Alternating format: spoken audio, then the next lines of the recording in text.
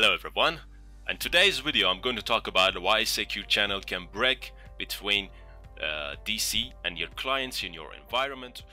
If you know that the secure channel is something that is typically used between client and DC in an Active Directory environment, I'm not going to cover deeply what is a secure channel, but again, you can, if you want to learn more about secure channel, you have to find out some articles, and there are thousands of videos and articles out there if you want to know about secure channel more and more.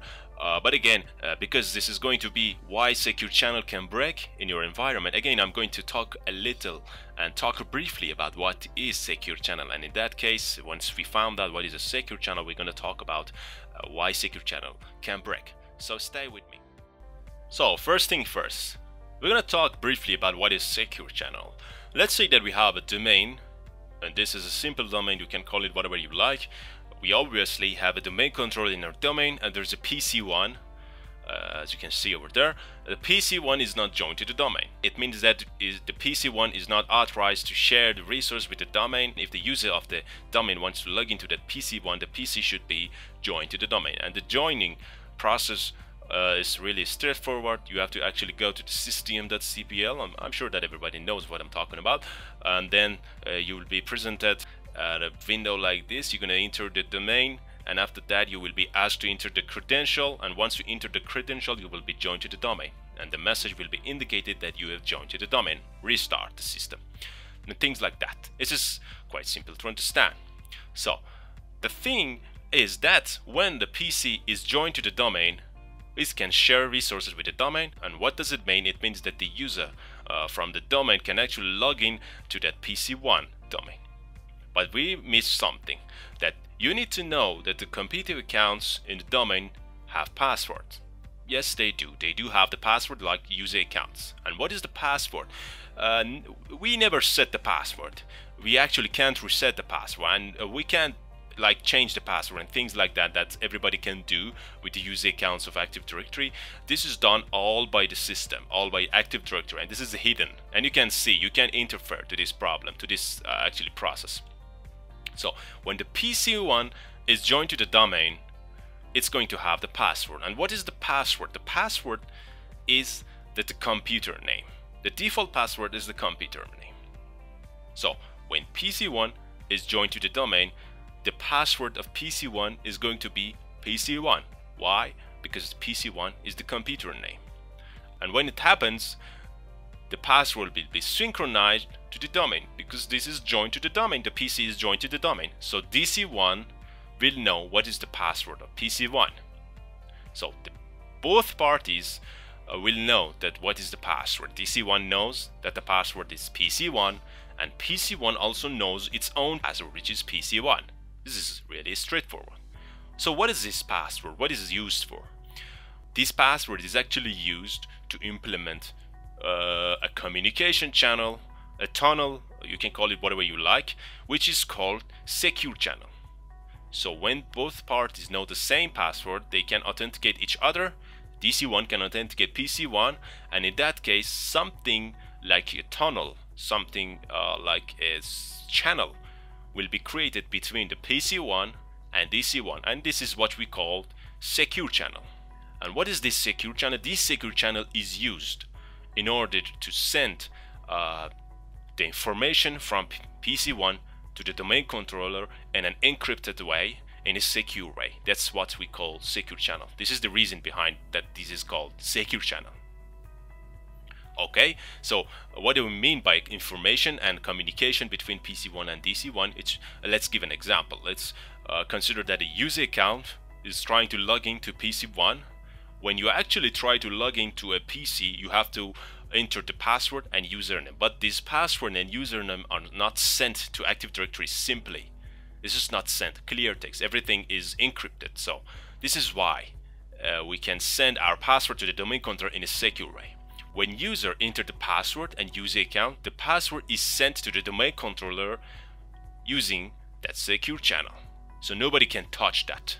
No other PC, no other server can understand what is going on between PC1 and DC1.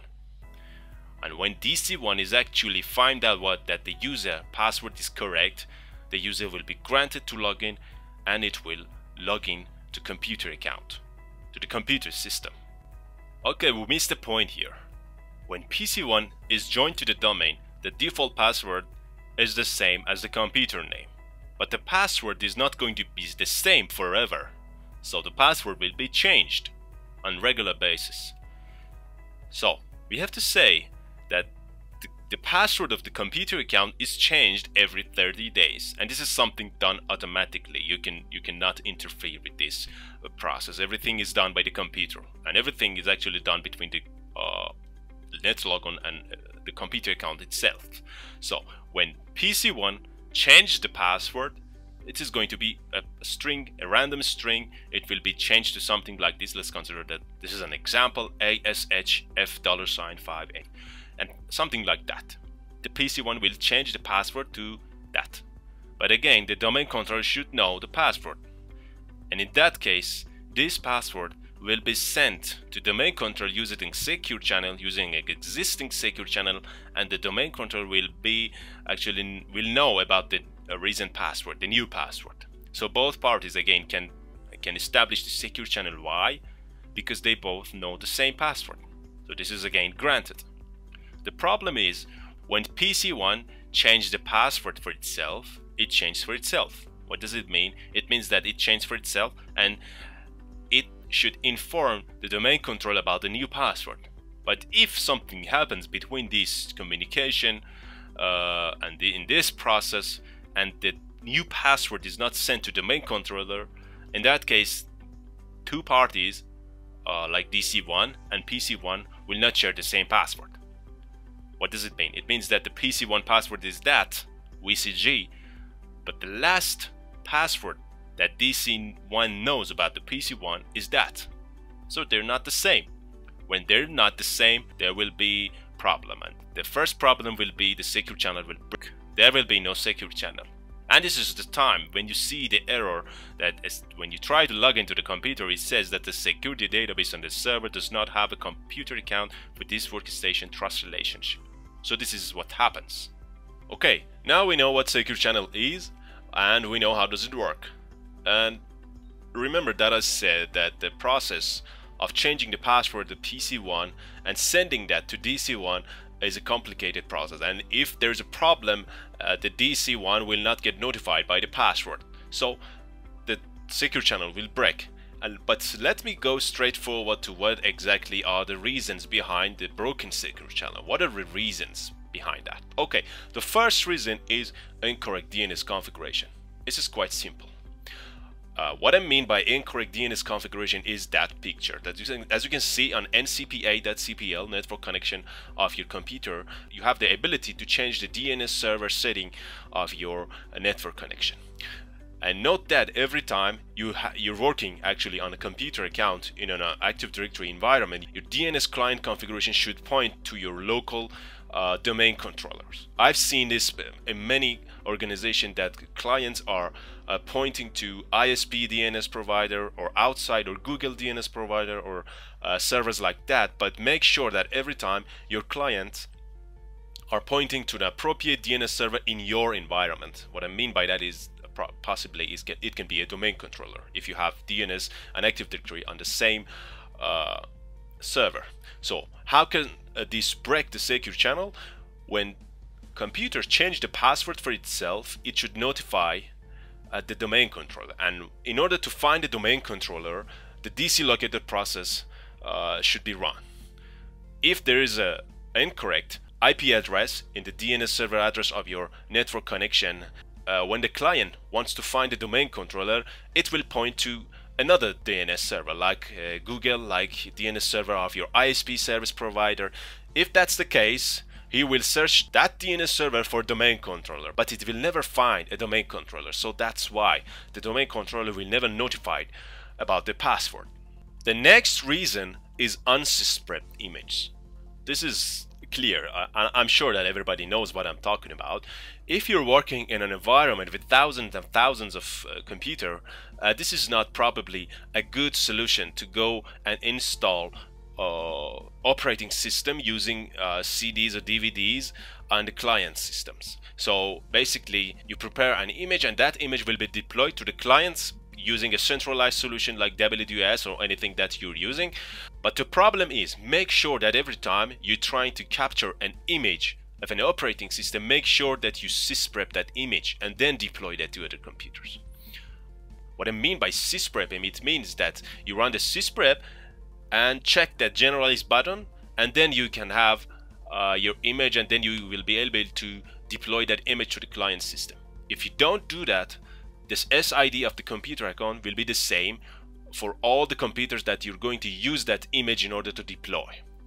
So basically everything will work possibly in next week, in a couple of weeks, but again, since SIDs of computer accounts are the same, that there will be a lot of problems. I've seen that in my environment. So be aware that every time you want to use an image file, make sure that you sysprep it. Otherwise, you're totally a mess.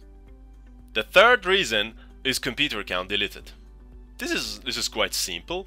You basically have deleted the computer account by yourself, or your colleague or another domain administrator have already deleted the computer, and when the client wants to log into that computer, it says that the trust relationship is broken. And this is a problem, because if the computer account is deleted, the error should indicate that there is no computer account. But again, all of these errors are just in one shot, which says that the trust relationship is broken or there is no computer account.